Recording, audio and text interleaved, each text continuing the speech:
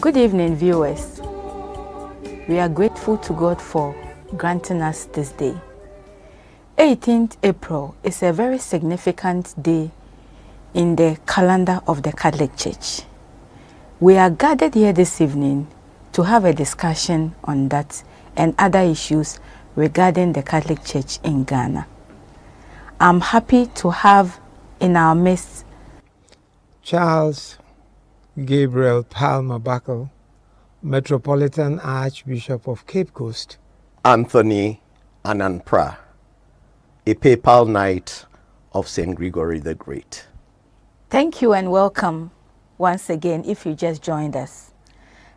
Can you give us the significance of 18th April in the calendar of the Catholic Church? Let's begin immediately by saying that this coming 18th April is Good Friday. And Good Friday is a solemnity when the church celebrates the passion of our Lord Jesus Christ. But what is interesting is that 18th April 1950, Pope Pius XII elevated Cape Coast to become a metropolitan archdiocese, and at the same time elevated 4 other apostolic vicariates to become dioceses, namely suffragan dioceses of Cape Coast Archdiocese. And they were Accra, Keta, Kumasi, and Tamale. And if you look at things, all the other churches in Ghana actually came from these 4 suffragan dioceses under the Metropolitan Archdiocese of Cape Coast. So, we are going to celebrate 75 years as a metropolitan see. Ghana is going to celebrate 75 years as a Catholic hierarchy. Good Friday is not the best day for a celebration of that nature. So in our archdiocese, we will use the opportunity to, in addition to the Passion of our Lord Jesus Christ, say one Our Father, one Hail Mary, one Glory be to the Father for that day. But the celebration itself of our Diamond Jubilee will be on Easter Sunday. Wow. Thank you, His Grace, for this introduction. Prof, would you want to add a bit to what the Archbishop has said? Normally, when the Archbishop speaks, what is expected is done. What I would like to add, that as we thank God and congratulate ourselves for that, the road to this hasn't been easy. The road has demanded the attention of 60 popes from 1415 to date. And the road has started when we had been entrusted to the Order of the Knights of Christ in Portugal. Then we became part of a diocese called the Diocese of Funchal, a very vast territory which comprised East Africa, West Africa, China, India, and Brazil. And we were all one diocese before we became the Diocese of Sao Tome. Then we became also then the Diocese of the Two Guineas, before we became a prefecture in 1879, and we had been there, became a vicariate, then the Metropolitan See, as the Archbishop has said, it has not been an easy route. It has been a long journey, and we thank God for that. Let me add that for the meantime. Thank you very much, Prof. The professor has given us a historical background of the reason why we are here this evening. Your Grace, can you kindly give us a general overview of the Jubilee year and what goes into Jubilee year as it is indicated in Leviticus? What is interesting is that every 25 years in the Catholic Church, since 1470, if I'm not mistaken, from Pope Boniface VIII, has become a Jubilee year in reference to Leviticus chapter 25, verses 8 onwards. Why Leviticus chapter 25, is because that was where the Lord God, talking to Moses, said, every 50th year you shall make it a Jubilee year. And he gave what should be done. Liberation of slaves. People were to go back to their own homes. They were to go back to their lands and the rest. It was a period of restitution, revival, forgiveness, reconciliation, and. Now, Pope Boniface made it into once every 25 years. And therefore, 2025 is a Jubilee year. And Pope Benedict, as well as now Pope Francis, they even had what we called extraordinary Jubilee. A Pope is allowed to declare a Jubilee, extraordinary Jubilee, because there is some reason he wants us actually to celebrate. Pope Francis declared, I think, 2016, what he called the Extraordinary Jubilee of Mercy. But this is an ordinary Jubilee, and he calls it the Jubilee of Hope. It starts from the 24th of December 2024 and will end 6th of January 2026. That is the Jubilee year, the Jubilee of Hope. Okay. So why is it a Jubilee of Hope for the Universal Church? Well, the Pope can declare what should be the theme. And he declared as a theme, we are to be pilgrims of hope. What Pope Francis has been pushing always is to let us know that we should not defeat the purpose for which we are Christians. In fact, he chose a biblical passage that is Romans chapter 5, verse 5, where it says, hope does not disappoint. So in spite of all the challenges that the world is going through, migrants, refugees, displaced persons, conflicts, sicknesses, COVID, name it and the rest, we should be pilgrims of hope, knowing fully well that our hope in the Lord will not disappoint us. So that is the Jubilee Year of Hope, 2025, and the theme is Pilgrims of Hope. Okay. Prof, what is the rationale for the Jubilee Year? Well, the rationale for the Jubilee Year is what has been said by my Archbishop. And I cannot say something different. But then I will add to what the Bishop has already said, that the Pope can declare a Jubilee Year because of circumstances.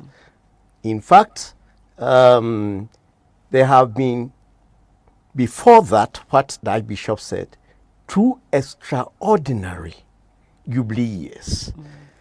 The first extraordinary Jubilee year was done in 1933 when the church celebrated 1,900 years. And the second was by Pope John Paul II, when the church attained 1,950 years. But as he said, a pope can look at the circumstances and declare a jubilee year. In fact, we have once had a jubilee year when it was not 50 years, but 33 years. And that was Pope Urban VI, because he said that Jesus spent 33 years and so declared an extraordinary jubilee year to add to what my Archbishop has said. But in addition, he has said that it is a time for restoration, a time that slaves have to be liberated, a time that land has to be returned to their owners. But now, in addition to what is coming now, I think as a layman that the Pope is also calling upon us to be not only pilgrims of hope, but it is a time also to adore the sacrament, hope, have justice, commitment to serve God, synodality, etc. As it comes to me, perhaps the Archbishop may also tell us why I think that I am being called upon as a pilgrim of hope, also in the context of synodality, because he can educate me more. Actually, I would have to be honest, there are so many things happening that it's getting quite difficult to keep on track. It's true that 3 years ago, Pope Francis called for a synod on synodality. And the idea is that he said, in the church, everybody who has been baptized, you matter. You have a role to play, and you should be held to play it, so that the church should move from being very clerical, only the priests, only the bishops, only the leadership, to becoming a community of believers. And that is what synodality actually means. Everybody who has been baptized and who has been confirmed matters. Now, we've celebrated already 2 synods of synodality. That is 2023 and 2024 October. And then 2025 being a 25th anniversary of as a year has also come, this Jubilee of Hope. So to be honest with you, there is so much that can be put together. But I would say, yes, everybody in the church matters. Everybody who has been baptized matters. And everybody should know that we are in a Jubilee year, a Jubilee of hope, and become men and women of hope, pilgrims of hope, walking together, going together. This is just in all simplicity. Your Grace, we are grateful for this highlight that you've added to our discussion. We want to look at the hierarchy of the church, that is the double Jubilee celebration in the Archdiocese of Cape Coast. Once you say the hierarchy of the church, historically, and I think Prof will be able to also testify to it. In 1950, it's not only Ghana, at that time Gold Coast, that became a Catholic hierarchy. Am I right? No. That other hierarchies were created on the West African coast. And with the elevation of Cape Coast becoming a metropolitan see, with 4 suffragan dioceses, as I have mentioned, Accra, Keta, Kumasi, and Tamale. I think others were created in Nigeria and the rest of it. And so it's a Diamond Jubilee of a celebration, in addition to the Jubilee, of hope. I'll just say that's what I'm looking at. Okay. Prof. Yes, I will add that at that time, the Metropolitan Archbishop was Archbishop Thomas William Porter. And for the Diocese of Accra as a suffragan was Bishop Adolf Nusser. For Kita, I think it was Bishop Heman. Then for Kumasi, I think it was Bishop Paulison.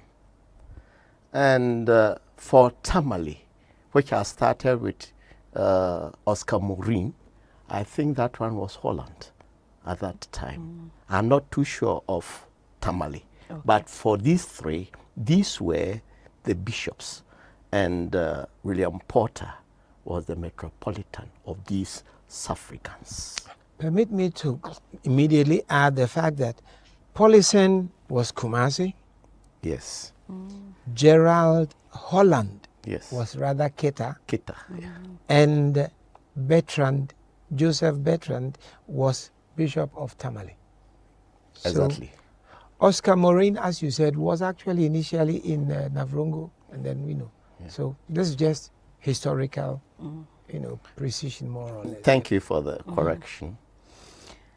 Well, if you just joined us, we are having a discussion on the significance of the 18th April 1950 regarding the Catholic Church in Ghana. May I go back to His Grace to give us what will go into the Diamond Jubilee within the Cape Coast Metropolitan Archdiocese? I will immediately say that the Archdiocese of Cape Coast is celebrating its Diamond Jubilee.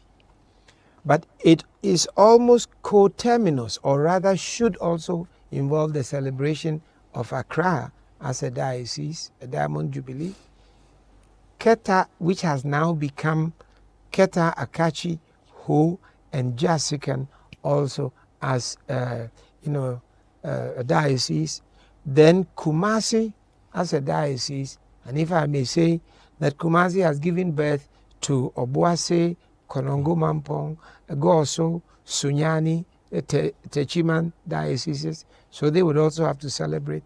Then if I talk about Tamale, which began initially in Navrongo, 1905, and got down finally to Tamale, Tamale as Metropolitan See will have to be celebrating also 75 as a diocese, because it's made up of Tamale itself, Wa, Yendi, Damongo, and Navrongo Bolgatanga.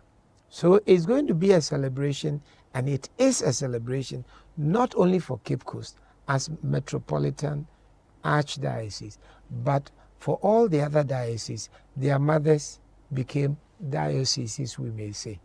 They are our grandchildren from the Archdiocese of Cape Coast, we can say. I thought we were going to ask something about Sekendi, Takoradi, and Yosu. Oh, no, I forgot. I'm sorry.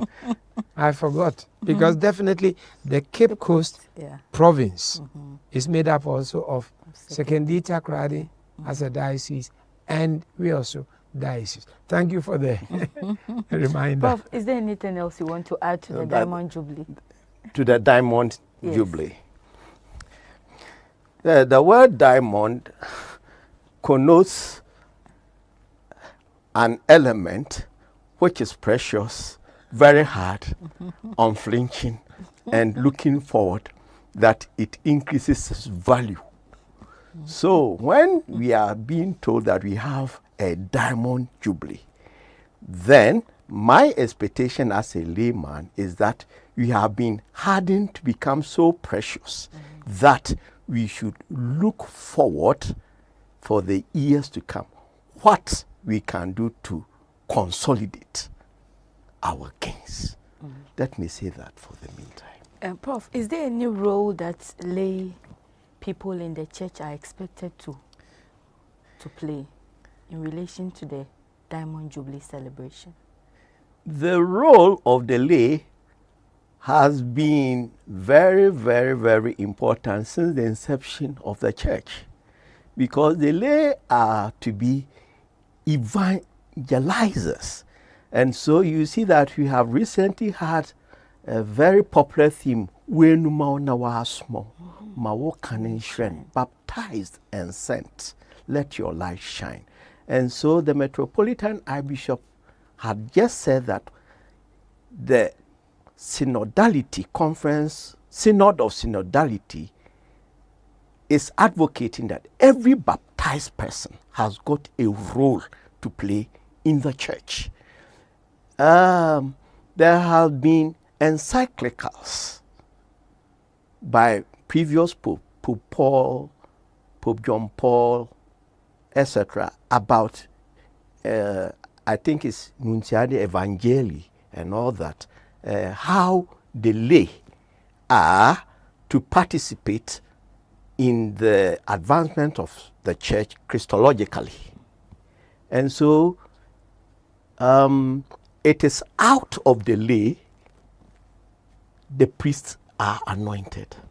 And so we have a role that when people are chosen by God for them, from us, we pray for them and work with them to succeed in their work in the Lord's vineyard. And so that is my small view as a layperson. Let me, Prof, add immediately. We ourselves in the Archdiocese of Cape Coast, we had a second synod. That is in 2021. And in fact, we should have come out with the acts of the synod. But just when we finished the synod, July ending, and we went talking about it in August and September, then Pope Francis called for the synod on synodality.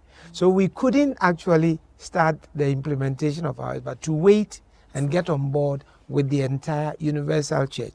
So you said something that is beautiful. We numao na wasumao. That was where we came up with that slogan. We numao na wasumao. Once you've been baptized, you have been sent. And in fact, we took this from the Pope himself. The Pope had given a document in October 2019 in which he was emphasizing the fact that anybody who had been baptized has a mission. It's a mission. So that's how we came up with Wenumo Nawashumo. And then we ourselves added also the response. Let your light shine. We took it from Matthew chapter 5, verse 16. Let your light shine, that seeing your good works, wherever you are, they may give glory to your Father in heaven. So you see, a lay person has a role to play as a father of a family or as a mother of a family, as a teacher, as a civil servant, as a public servant, as a politician, as name it, a traditional leader. That is where you should let your light shine as a baptized Catholic. So I just thought I would add that to it, that we have a lot of work to do with and for our lay people. May I add that at the end of every Mass, those of us who had the privilege of attending Mass before pre-Vatican II, at the end of the Mass was Ite Missa Est. Go, you are sent. And so the role of the lay has been always a charge at the end of the Mass that we are sent to go and proclaim what we have lived in the Mass and come back probably the following Sunday. Interesting. We are all sent and we are expected to play our roles as Catholics. Well, I know the next 5 years, which is 2030, the Catholic Church in Ghana will celebrate 150 years of sustained mission and evangelization. Your Grace, would you be kind enough to give us the significance and some planning that had gone on regarding this special celebration? Jacinta, you'll be surprised to let me say that. Let Prof give a little bit of the history behind this. We are going to be 150 years as a Catholic mission, which means it takes into consideration when the two missionaries arrived in 1880, am I right? Yes. On the 18th of May. The SMA were invited to this place. Prof, I've heard you talk about it a few times, and I think you can give us the historical, how did it happen? Why did they come? And the rest, just for us to know. And it shows also how the lay people were really instrumental in getting the Catholic mission to come back.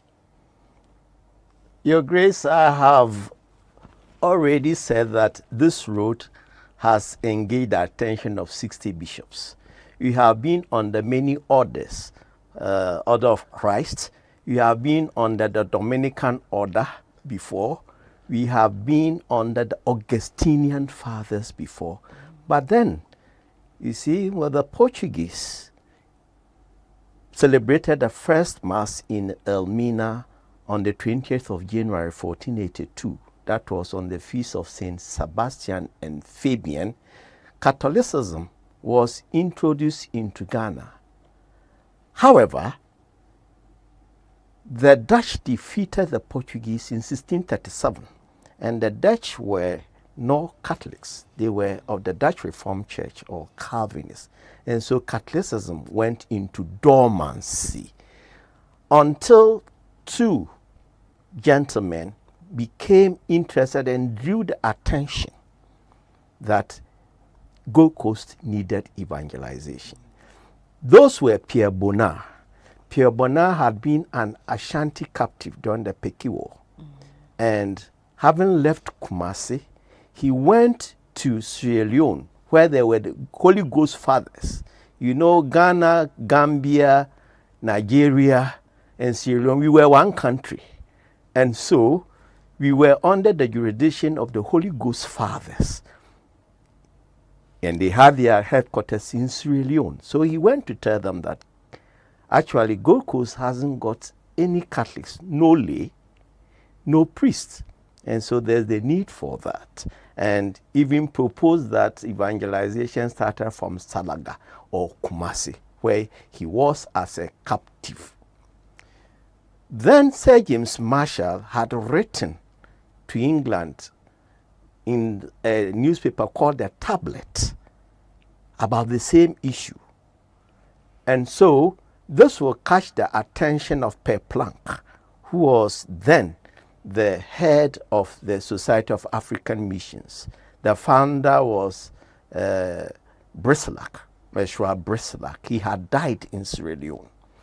And so Per Planck had asked the propaganda fide for the evangelization of people to erect Gold Coast as a prefecture under the auspices of the Society of African Missions.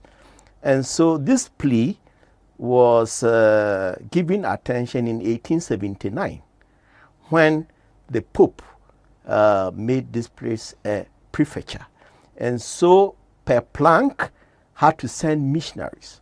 At that time, he had sent missionaries to St. Helena in South Africa, but the missionaries were not allowed to operate with the people, but became chaplains to garrisons. So he will actually let Moreau and Murat, Auguste Moreau and Eugene Murat come to Ghana, then Gold Coast, on the 18th of May, 1880. In actual fact, they should have been preceded by Ange Gaudiol, because Ange Gaudiol was the head of mission in St. Helena, but he was made to stay to close down that mission as they arrived. So there starts the mission, substantive mission activity in then Gold Coast, which will transform into a vicariate, from a prefecture into a vicariate, then to a diocese with Maximilien Albert as the first bishop, before we became a metropolitan see in 1950, 18th April, under Archbishop Thomas William Porter. Let me add a name you have not mentioned. They landed in Elmina. Yes, they landed in Elmina on the 18th of May. So that that's why Cape Coast actually became what it became, because the mission started in Elmina, and I think from 1882 it was moved or gradually it grew into Cape Coast and then gradually started No, growing? actually, Yeah. the seat of the bishop had to be coterminous with the capital of the province. The region And of so the- it was Bishop Maximilian Albert who moved it, is it in 1879? No. 1887. 1887 to Cape Coast. And that displeased Elminians a lot, and they seized his cathedral.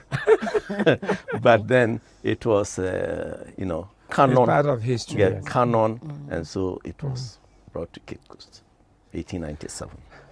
So having said that, now let's look at a very interesting point that in 2030, the Catholic mission in Ghana will be 150 years old. So we have 5 years. Now, I would say this as a Metropolitan Archbishop of Cape Coast, let us celebrate the Diamond Jubilee. And a celebration means looking to the past, how God has been good to us so far.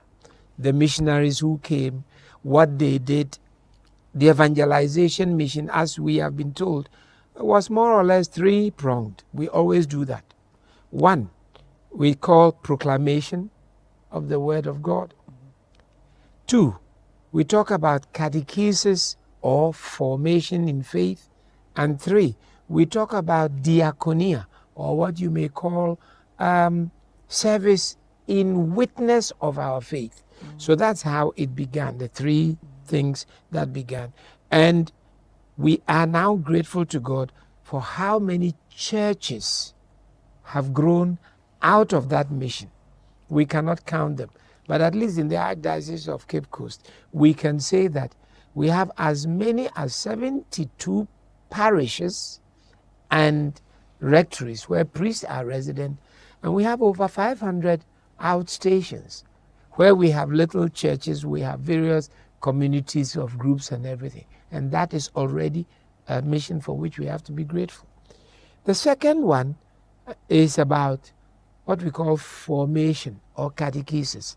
You have formation of the faith, teaching catechism and the rest, and formation of, call it capacity building, encouraging people by building schools. Education has been one of their very important focuses. Already in 1882, 1884, 1886, I think the SMAs began educating the boys, and then they called, am I right, the women counterpart, Our Lady of Apostle Group, 1883. 1883, 26th to December, come yeah. and help in the formation of women, girls, and the rest of it. You know, so that is how we got into education, and we got into faith formation. Then the third one, as to the fact of what we may call diaconia, namely service in witness. If Jesus was healing, we started thinking about healing of the sick people and the rest of it. If Jesus was involved in education, we started forming people in their minds. If Jesus was involved in liberation of prisoners, liberation of people from, the devil and the rest of it, we started getting ourselves involved in all these things. So I would say these are the three things that our lay people have had a big role to play and have played up to date. So while we celebrate, we can look at how many hospitals, for instance, we are in the Archdiocese of Cape Coast alone. Not to talk about Ghana. At least we have 6 such health facilities, 5 main hospitals, and then 1 clinic. All of them growing from the mission in those days. Of course, not too far gone.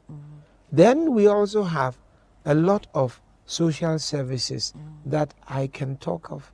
One which I don't want to forget is Padre Pio Rehabilitation Center at Ahutokrom, where we take care of lepers, cured lepers, we take care of prisoners, we take care of people with contagious diseases in prisons, we take care of, many other facilities. But just one would say, as Metropolitan Archbishop, I want us to celebrate this and to prepare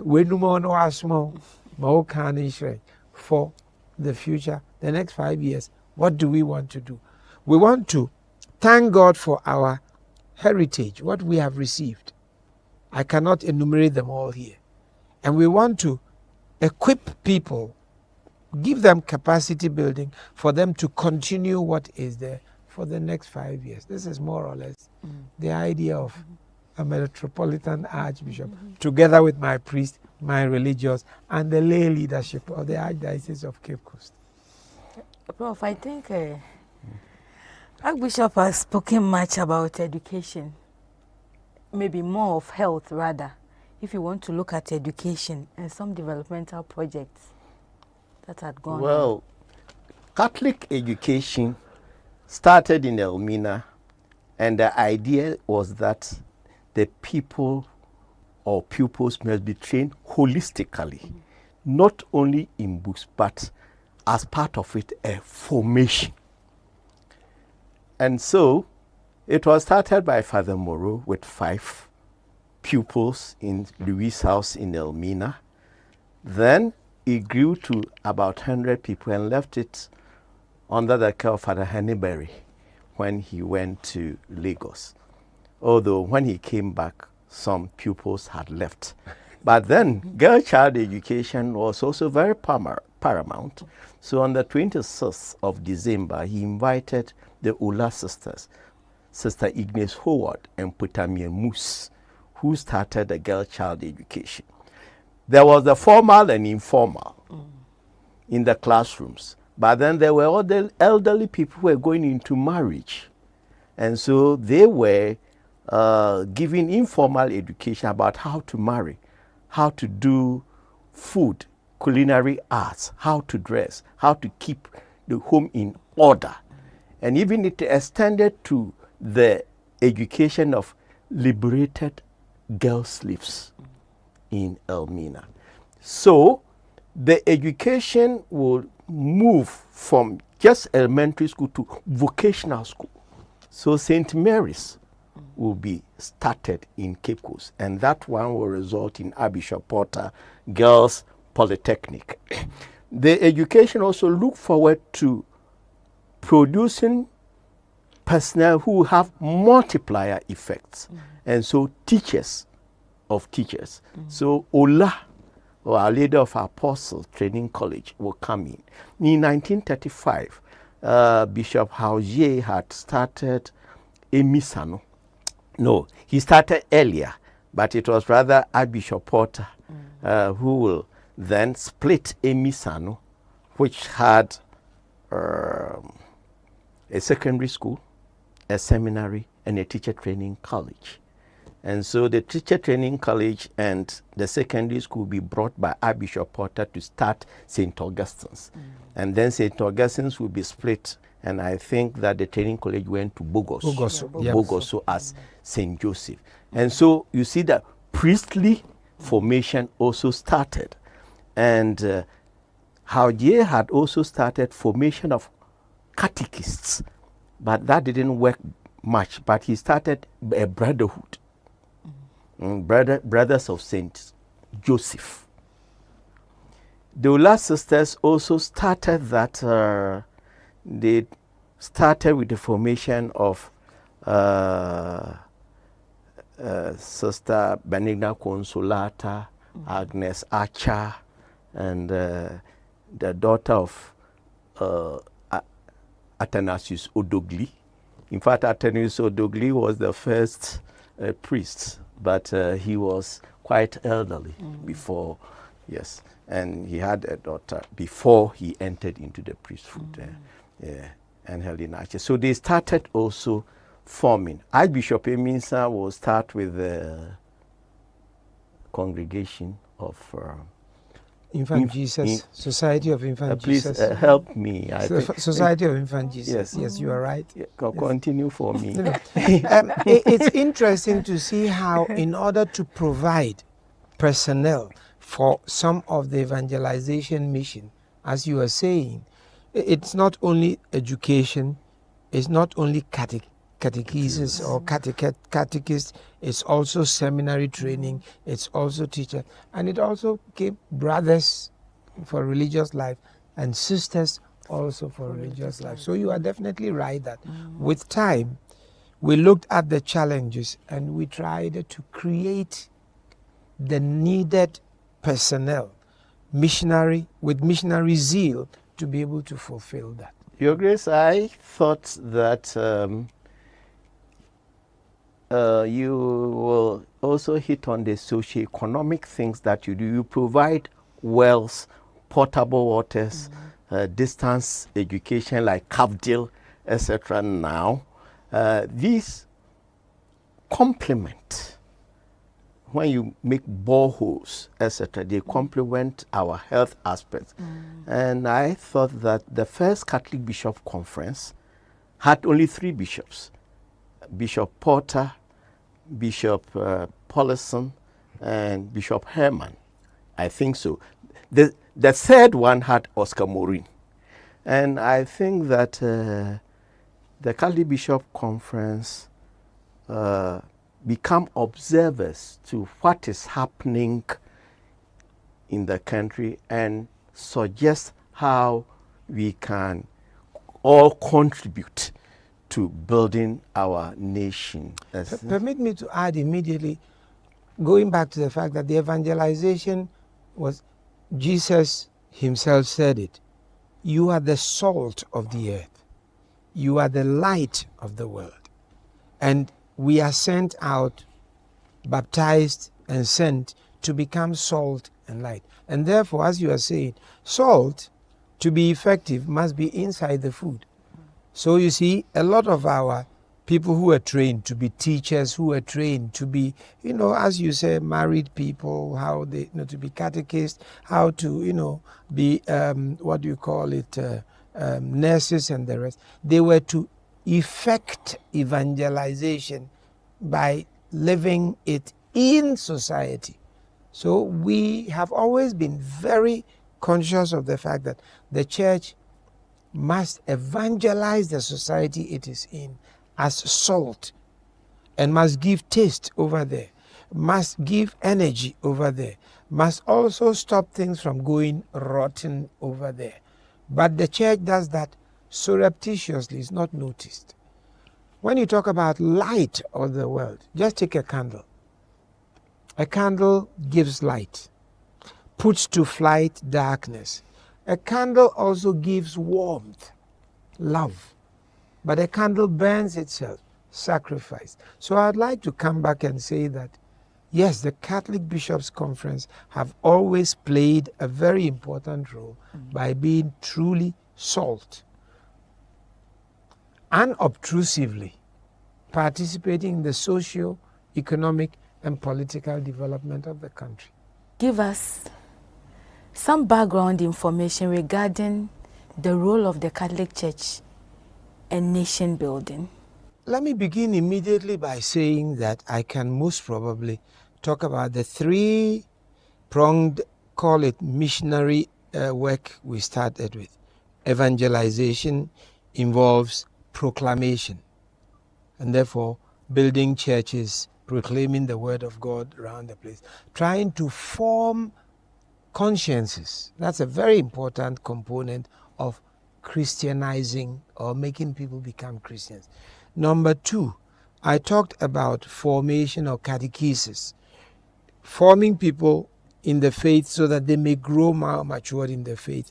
And then also I veered into education, building, and that we have schools and so on and so forth, And then I talked about service, in witness of our faith in Christ Jesus, that we are brothers and sisters and we should be one another's keeper and so on and so forth. So let me look at education. And let me go back immediately to the Catholic Archdiocese of Cape Coast. As I sit here now, I am aware that only in the Catholic Archdiocese of Cape Coast, we can boast of about 500 first cycle institutions, from creche, kindergartens, primary schools to JHS. Then if we talk about second cycle institutions, namely secondary schools, you have St. Augustine's, you have Holy Child, then you have private ones like Brother Andre, like Holy Cross, one I think being run by the Sisters of the Infant Jesus, in Nyanyano and others, This is just to give an idea of it. Then we have vocational institutions. And then we have also a tertiary institution like Ola College of Education, apart from the seminaries of Pedu, and the minor seminary of Emisano. Now, if you leave the Pedu and the Emisano, take for instance Ola College of Education. Bluntly put, only about 15 to 20% of the population is Catholic. 80% is non-Catholic. That is a very interesting, what we call output for nation building. Take St. Augustine's College, a very popular college. It has about 2,300 students, of whom only about 10% to 15% are Catholic. The rest are non-Catholic, and yet they are receiving education in a Catholic missionary institution. Let's talk about Holy Child, which has a similar, proportion, where about 20-25% are Catholic and the rest are non-Catholic. But they are all receiving education, they are receiving formation, they are receiving education in conscience building and the rest of it. So all I want to say is that when you look at education, we are serving the country and providing manpower building for the country. If you look at health, as I said, we have 5 hospitals, very big hospitals. Let me name them immediately. St. Luke's, Apam. St. Francis Xavier, Asinfosu. Our Lady of Grace, Breman Isikuma. St. Gregory in Buduburam. And then we have the Mercy Women's Hospital in Mankasim. If you go and you look at their statistics, outpatients department, you look at inpatient department and the rest of it, 75, 80, 90% of the people they are serving are non-Catholic. Not only that, the manpower working there in terms of doctors, in terms of nurses, in terms of paramedics and the rest, quite a number are not Catholic, but they find jobs there in order to take care of their families and everything. I can say the same thing about education, the teachers and the rest. And so when we sit quietly, for us, mission has meant a holistic work, helping the country to get the necessary manpower. I don't know what, Prof, you can say to that, We're dealing with the laity, for instance. Yep. The output of the Catholic education system has permeated in all levels of nation building. And so, in the army, in the police, migration, all these services, there are Catholics there, and for which we provide chaplains. So it is not just keeping the faith to themselves, but they live as witness for others who are non-Catholics to copy in many ways when we go there. So the manpower, even in the parliament, we have caucus of Catholic parliamentarians who meet for masses. For health, it is the same. And so the proposition that has been made that we actively and for others non-actively participate in nation building is there. Only we don't brag about it. And the manpower also permeates into having an interreligious dialogue, but I will leave that again to the Archbishop, because the Catholic Church manpower in making interreligious dialogue is active, both from the church, the clergy angle, and also from the lay angle. Let me immediately say that since Vatican II, which was celebrated 1962 to 65, what they call aggiornamento, namely modernization of the church, updating our missionary zeal and effort, we became conscious of the fact that we cannot just be in our little corner, think about the Catholic faith and the Catholic Church alone. We have been sent to be salt, to be light where we go, to be yeast in the flour. And because of that, the church has been working very strong and very hand in hand with other Christian denominations in what we call ecumenism.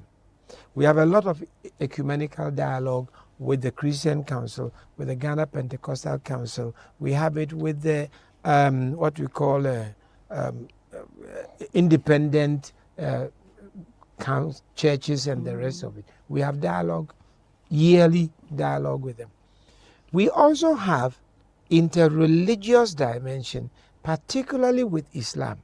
And in fact, we have now every year a meeting between the Ghana Catholic Bishops' Conference and the Muslim, Council. So it just tells you how we are not only doing it on the grassroots level, we are also doing it at institutional level, and that has led not only with interreligious dialogue, not only with ecumenism, it has led to the National Peace Council, for instance, which has contributed a lot to peace in this country before, during, and after elections. When there have been troubles and the rest, we've come together to meet as, the Ghana Bishops' Conference, the Christian Council, the Muslim, Council, to try to do what? To quench tensions and the rest of it. Your Grace, on a lighter note, can you throw a bit of light on the role of the Catholic Bishops' Conference and also your relationship with the Chief Imam? The role of the Catholic Bishops' Conference is that there are 20 jurisdictions. You may call them 20 dioceses. Actually, 4 metropolitan dioceses, that is Accra, Kumasi, Tamale, and Cape Coast. And then we have 15 other dioceses, and then we have 1 apostolic vicariate. The bishops, who are 20 in all, plus even our emeriti bishops, those who are in retirement, we meet at least 3 times a year amongst ourselves, just to deliberate about our missionary work and how we are being effective, what are the challenges, social, political, economic, and what to do, and which angles we should concentrate on. And from there, very often, we come up with a communique. Once in a while, we come up with a pastoral letter. And when we think it is necessary to involve, for instance, the Christian Council, with whom we meet at least once every year, we come up with a joint pastoral letter or a joint communique with the Christian Council. And now, as I said, with the Muslim Council, we have been meeting already. We've had 4 meetings. We have a 5th one that is going to come up once a year. And so these things really help. We have an interface with each other. I'd like to look at Cape Coast Archdiocese in particular. There are so many of our Cape Coast Catholic families in whose extended families we have Muslims. We have non-Catholics, we have Protestants, we have Pentecostals. And therefore, on the capillary level, we've got to train people to know how to respect other people's religious feelings. We know how to train people to relate with them, because we end up with intermarriages, inter-Christian denomination marriages, even interfaith marriages, Muslims marrying Christians, Christians marrying Muslims, Catholics, and the rest of it. So we have a lot of work to do, and we believe that having a very interpersonal relationship goes a long way. And that brings me to the National Chief Imam, whom I call my father. Because when I became Archbishop of Accra, I would have to admit that the old man had a very special spot for me. He still has. I can take my telephone and call him, and we will meet and have a chat and everything. And whenever there was the need for us to talk about peace, not me as Charles Famabako, but as a bishops' conference, together with the Muslim Council, he was always ready to facilitate it. And so these are some of the things that we have to thank God for, that thanks to Vatican II, there has been a rapprochement with our brothers who are non-Catholic, who are Christians, or who are non-Christians, who are Muslims, and even traditional religion. We also have quite a lot of relationship with them. Many people forget that, if I'm not mistaken, somewhere in 1987-88, Pope John Paul II had a prayer meeting in Assisi, and there was a fetish priest, in inverted commas, a traditional priest who was invited from the Archdiocese of Cape Coast to be part of the delegation for such a meeting. So I would say these are some of the things we should be doing. Yeah, the submission on nation building, the angle you have taken is about intergroup relationship, which bring harmony. Institutional, Yes. But I also like to add that although priests call themselves father, many of them are experts in specialized fields. Some of them are scientists. They don't call themselves father doctor or all these things. They are scientists. They do research in various science fields, social fields, etc. And this help in nation building. Some are lawyers. Some are lawyers. Some are policemen.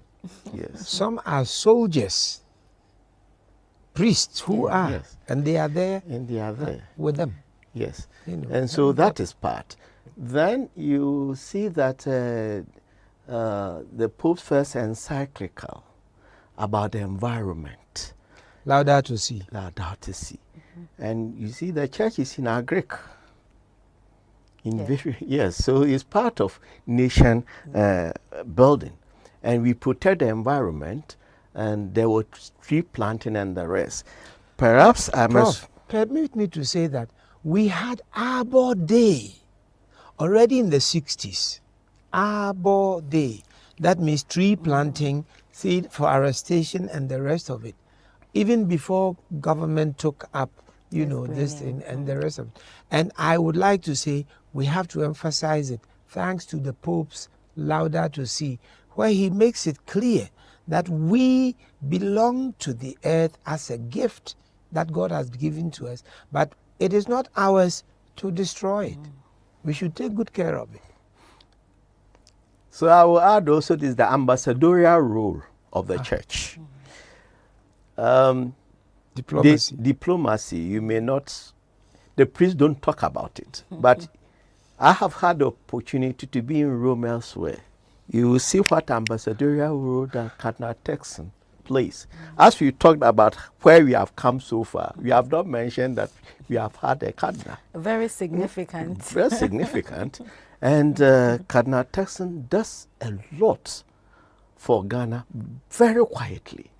And I think our Bishop... not only for Ghana, for Africa and for the entire church. Yes.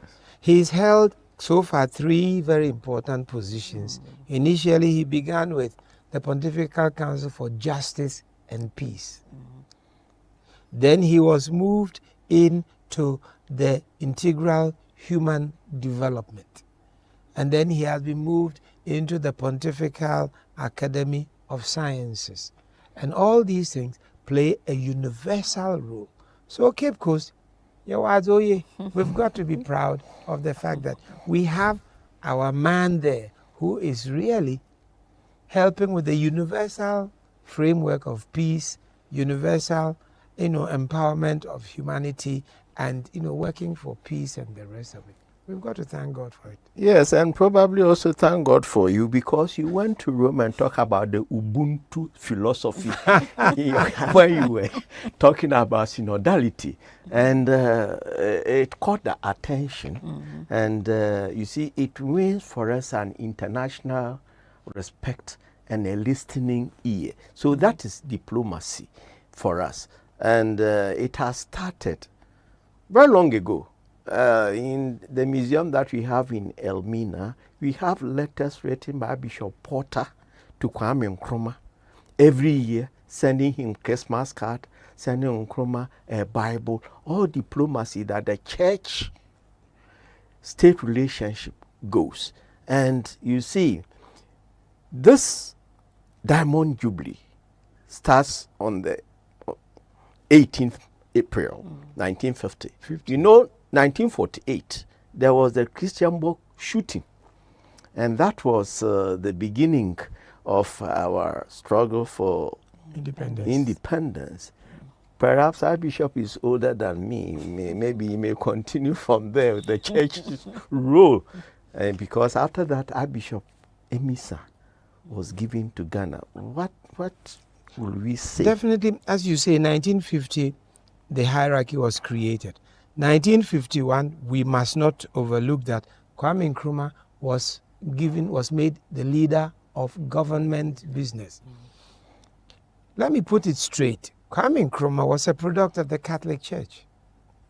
He went to a Catholic school. He even taught in Emisano.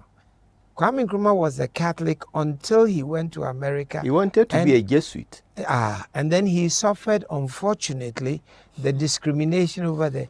That made him begin to look more attentively at socialism, at communism, and the rest of it. But Kwame Nkrumah, remained always a Catholic, quite a lot of Catholic relationship, and the rest of it.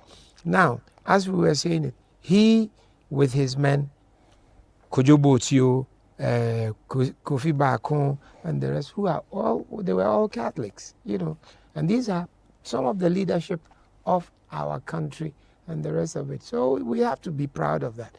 When we look at the Catholics, sometimes we cannot hide away from the fact that Jerry John Rawlings was a Catholic. He remained a Catholic until he died. I remember he said it once a Catholic, always a Catholic.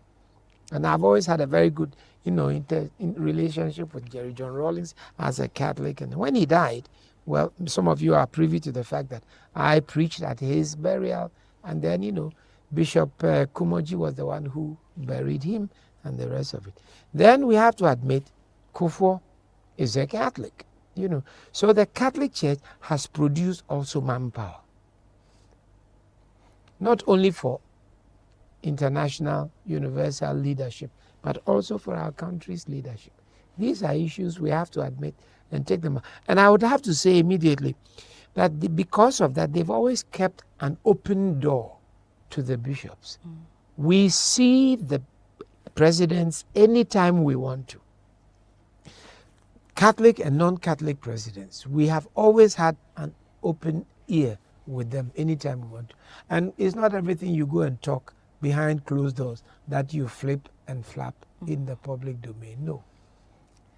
Perhaps we add that as part of our participation in development efforts, now we are in Cafdil. This is electronic type of communication. But way back 100 years ago, we had started the Catholic Voice and the Standard here in Cape Coast. And so it was a means of letting people know about our church and also talking about national issues and directing them to think about national issues and how they can participate as Catholics. Well, listeners, I think if we want to talk about the role of the Catholic Church, we wouldn't finish today. We have enjoyed the discussion. Prof, is it possible we look back the present and then also see how best we can bring in innovation in the Catholic Church regarding the double jubilee and the way forward? Let us look at the present first. The present is that we are living in a milieu of other people of different religious persuasions. We are living with Protestants, Wesleyans, Anglicans, Presbyterian, etc. And we are living with our brethren Muslims, etc. And so this is the milieu in which we are. Different churches have different methods of winning people to join their folk. The Catholic Church uses meditation, etc. It is not a wealth-seeking church, but a link to God. So you will see that a lot of the youth now like churches where music is loud, where there's no contemplation, etc.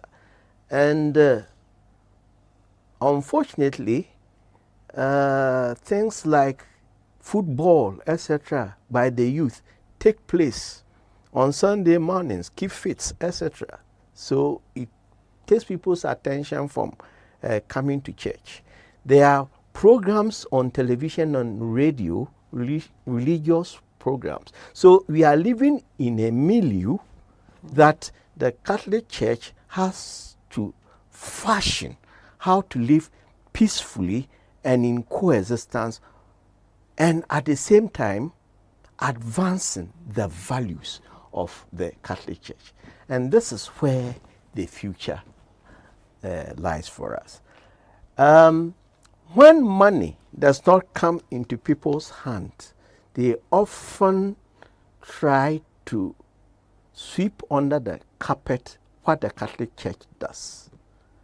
We have mentioned our inputs in education, inputs in health, socioeconomic development, etc. This does not put money directly in people's hands. So sometimes they don't see the value. But then it is our contribution to bring them up.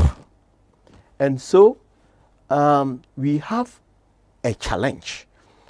The challenge is let the youth who will follow us know that we don't worship God because we are looking for a material gift from God. God will give it. He knows what we do. But we should concentrate on praising Him and letting Him do His will in our lives. So people are going to places where immediately you go there, they give you a scholarship, they give you money, they make you an elder, etc. And you can train for 6 months, then you are a pastor of. We are priests. We have priests. We don't have the 6-month thing. So it's a challenge for us. The economic situation is not only the attrition due to these other churches, but the economic situation lets people try to work even at times that they should worship God. And for those who want to worship God, they worship God in the morning on Monday, in the morning on Tuesday, etc., etc., etc. So you ask them, where is their productivity for their self-development? So we are living in a certain milieu for which we have to plan to retain our people. But that notwithstanding, the Catholic Church has existed for 2025 years. It has dicasteries, or we would say ministries, for everything in the world, for every religion in the world, for Muslims, for Buddhists, for everything. For science, he just said Cardinal Texan is for arts and science.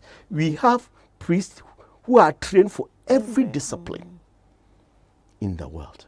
And so this will lead us to strategize our evangelization efforts. And in the strategy, that means our priests will have to probably have a revised curriculum which meet the challenges of the moment.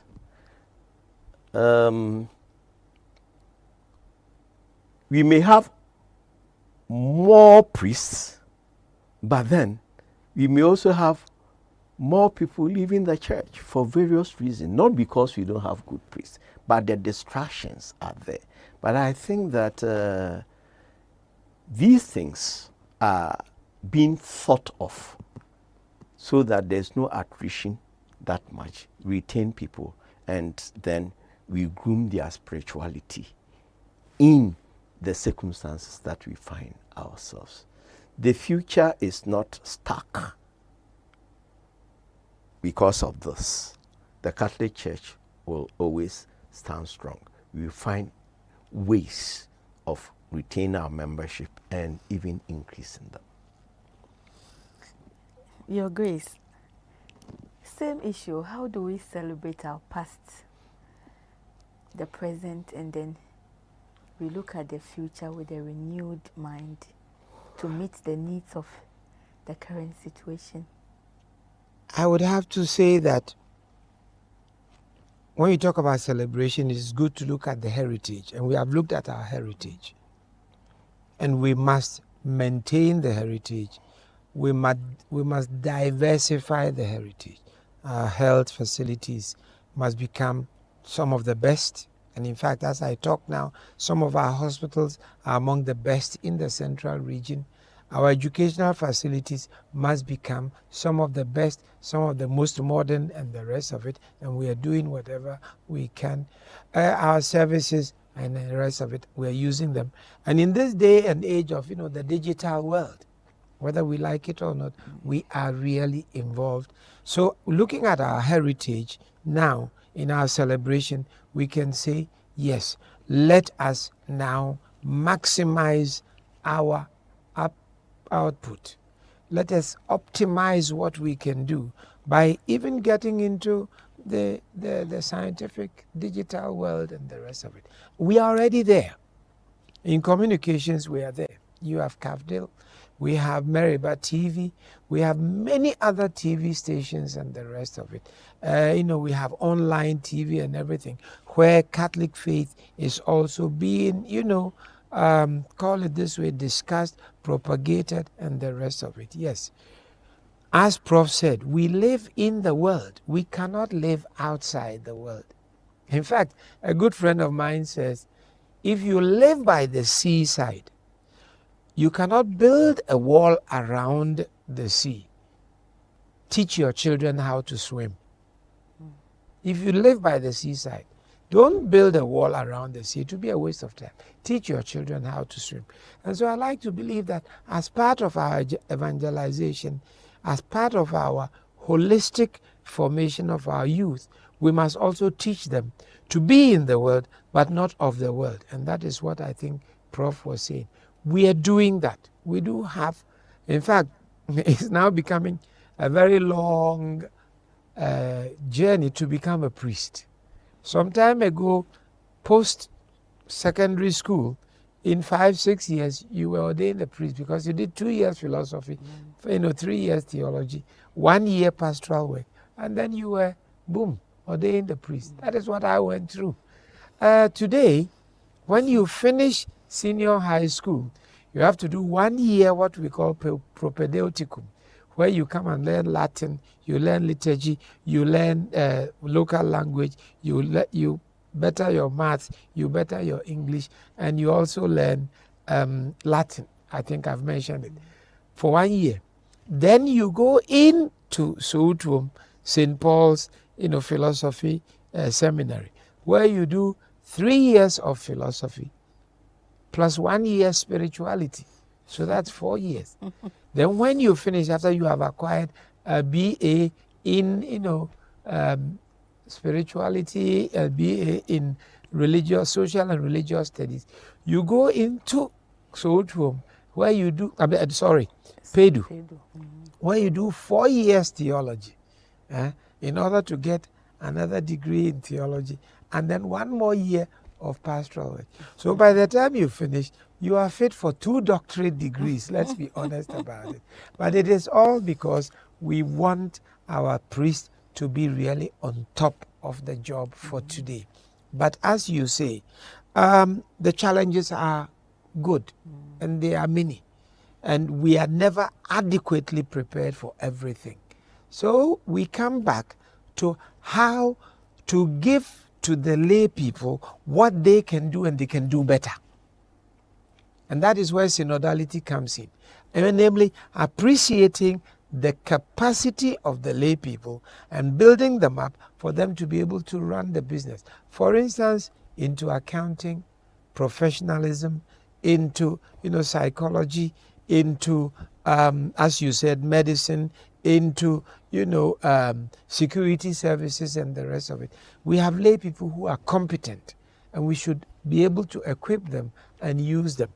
If you look, our Pope is gradually, in inverted commas, I won't say diluting, but he is declericalizing a lot in the Vatican by inviting non-priests, non-religious into the leadership of the church.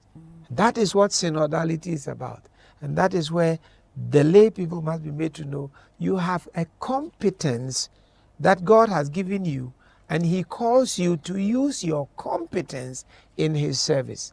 And therefore, sometimes as a bishop, you don't even know how to help the lay people know how much they are needed in the church, especially as you say, because sometimes we can't pay the money they need or they want, So they may have to do a little bit of sacrifice and the rest. But I think if we walk together, if we work together, if we appreciate one another, if we listen to one another, they help us be in the world, but not of the world. We help them be in the world, but not of the world.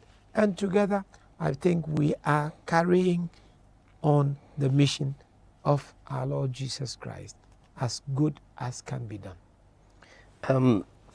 Your Grace, there's the Pope has drawn our attention about abuse of artificial intelligence. We are talking about The digital world. the digital world and the abuse or misuse of artificial intelligence. This coupled with also unemployment of the youth. The church will have to be probably thinking about the church's curriculum in empowering the upcoming youth to live in these circumstances.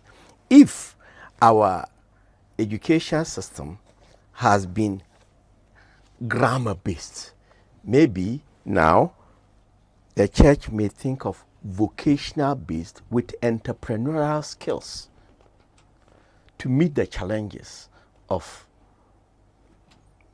the coming world, where there is AI and also robotization. There will be more unemployment, and people are rationalizing sin, rationalizing sin and the rest.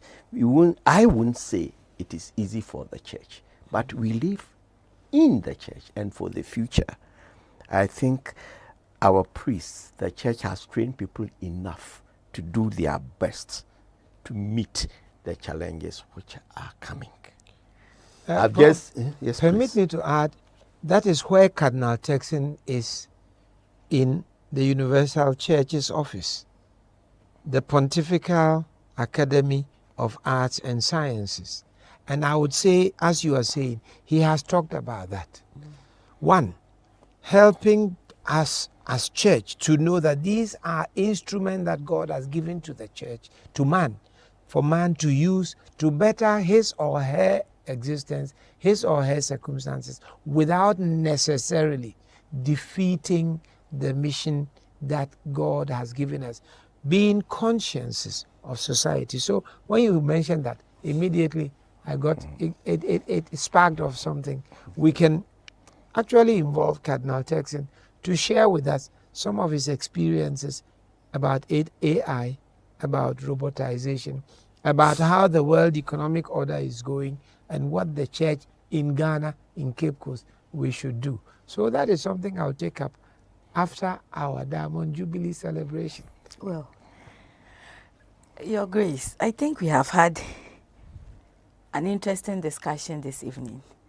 May I know if there is anything else you want to add, especially regarding the Catholicism in Ghana and then the double jubilee that we have? I think to close off for today, I would like to beg our Catholics all over Ghana not to forget Good Friday, the 18th of April, when we thank God for the gift of the Gold Coast hierarchy. We cannot celebrate it because it is a day that is a very solemn sort of day. But I will invite them to let us celebrate it with vim and vigor, especially on Easter Sunday, when we are praising and glorifying God for the resurrection.